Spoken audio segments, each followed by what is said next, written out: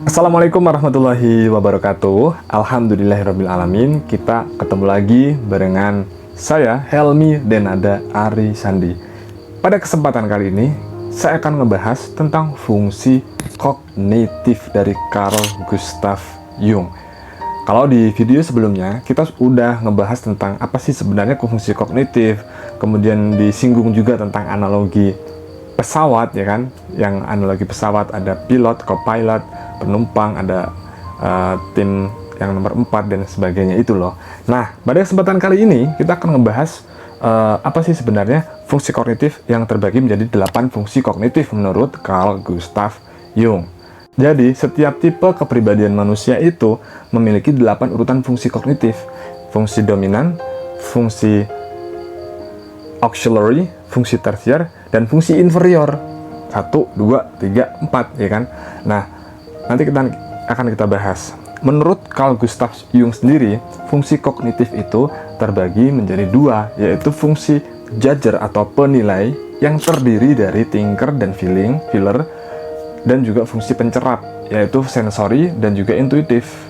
Fungsi judger tuh gini, dalam menilai sesuatu, kan judger artinya penilai ya. Dalam menilai sesuatu, orang itu yang dikedepankan apa yang nomor satu, logisnya dulu atau perasaannya dulu, secara naturalnya dia tuh seperti apa. Meskipun manusia tetap ya bisa menggunakan logis dan feeling, semuanya ada, cuman secara natural kecenderungannya mana yang dipakai dulu itulah yang kita sebut sebagai feeling atau thinking. Kita ke thinking dulu ya. Orang thinking itu dalam menilai sesuatu dia mengedepankan logika, betul nggak? Nah, tapi menurut Jung itu dibagi menjadi 2, yaitu extravert thinking dan juga introvert thinking. Extravert thinking yaitu tentang fungsi bagaimana dia membuat sesuatu yang di luar dirinya menjadi logis, masuk akal, tertata, dan juga efisien. Contoh, tipe-tipe seperti ini adalah ENTJ, orang-orang yang suka mengorganisasi sesuatu. Kamarnya biasanya rapi, dia suka berorganisasi, suka bersosial. Kalau bisnis, mimpin bisnis, dia jago karena dia memang membuat sesuatu yang di luar dirinya menjadi logis. Oke? Jadi rapi, in order, tertata. Kemudian, fungsi introvert thinking. Bagaimana membuat fungsi dalam dirinya? Introvert kan sesuatu yang inner, menjadi logis. Paling gampang adalah tipe introvert thinking adalah dia mempertanyakan segala sesuatu bagaimana hal itu bisa terjadi. Contoh, kenapa ya Tuhan kok begini? Kenapa ya roda berputar? Kenapa ya hal ini, motor ini bisa berjalan? Caranya gimana ya? Caranya gimana? How things work? Itulah pertanyaan dari teman-teman fungsi TI atau introvert thinking. Kita ke fungsi judger yang berikutnya adalah fungsi feeler atau perasa yang terbagi menjadi 2, yaitu extrovert feeling dan juga introvert feeling. Extrovert feeling itu bagaimana dia selalu mengutamakan perasaan di luar dirinya dia, yang mana orang-orang tipe dominan FE seperti ENFJ dan ESFJ ini contohnya ya, mereka itu selalu ingin membantu orang lain, kontribusi kepada tim, melakukan yang terbaik untuk keluarganya. Pernah nggak teman-teman punya teman yang dia tuh baik banget ke orang-orang sampai lupa sama dirinya sendiri, nggak pernah mikirin dirinya sendiri, selfless gitu bahasanya.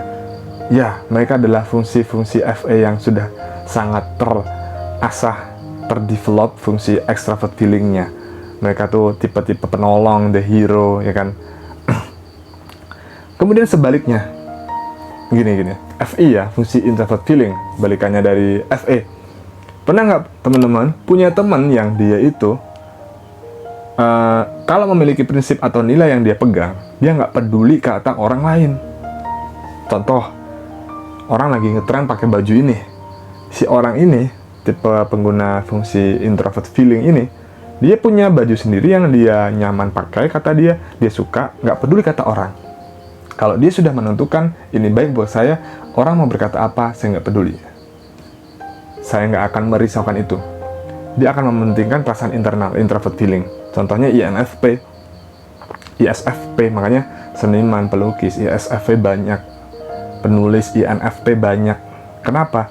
Karena dia tidak risau dengan apa yang dirasakan orang di luar sana. Mereka berempati, bersimpati, tentu dong. Ada orang sakit bersimpati. Tetapi dia tidak fokus ke situ hidup dia. Hidup mereka, bagaimana perasaan saya nyaman. Makanya dia nulis puisi yang buat hatinya nyaman. Seperti itu contohnya. Itu adalah fungsi judger atau fungsi penilaian. Selanjutnya, yaitu fungsi pencerap atau perceiver yang terbagi menjadi sensorik dan juga intuiting.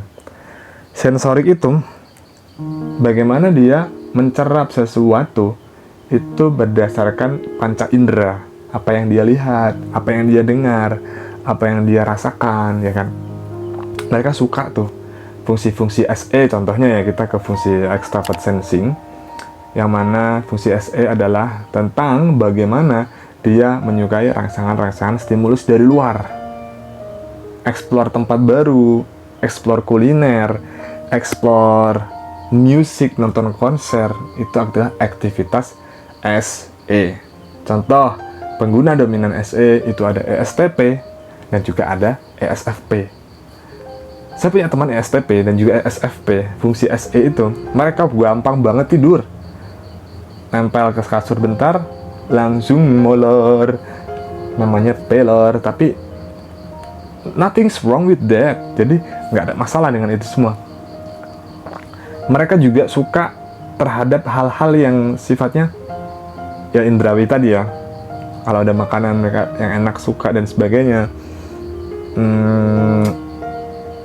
Extrovert banget lah. Nah, kurang lebih seperti itu tipe SE. Kebalikannya nih, fungsi SI atau introvert sensing, yaitu bagaimana kenyamanan sensorik itu diinternalkan dalam dirinya. Contoh dominan ya, SI itu ISFJ.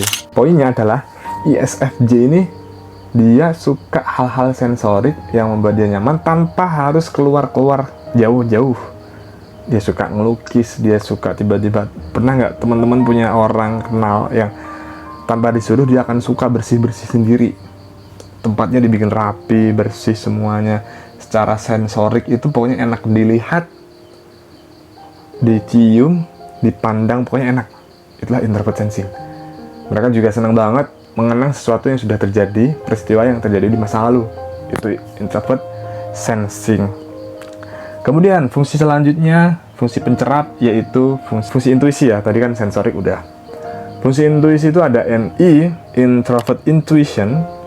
Mereka fungsi yang berbicara tentang big picture, gambaran besar sesuatu hal. Mereka itu melihatnya visionnya jauh ke depan. Mereka bisa melihat sesuatu yang besar. Oh, ini bakal seperti ini, predicting sesuatu, mengenali pola-pola dan sebagainya. Itu fungsi NI. Contohnya INFJ, INTJ, kayak Elon Musk itu diduga INTJ. Dia punya vision jauh, mau bikin apa dan sebagainya. Di fungsi dominan ya.